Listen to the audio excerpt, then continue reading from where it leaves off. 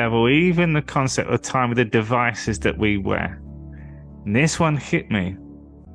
If I was to say to you, right, now meditate every day, and I'm standing there, poke, poke, poke, poke, poke, poke, would you be able to concentrate?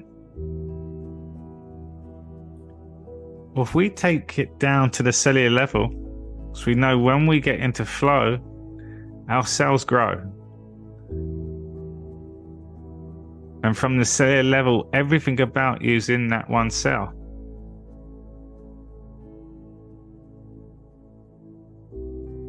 So if I was to have a watch watching over you, a watchman watching over the prison, on the watch, from the subtle level, tick, tick, tick, tick.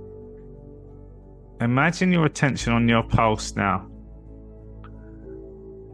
Inner body, tick, tick. How can you ever get to stillness when you've got that reminder? What is a tick? An uncomfortable or irritable twitch.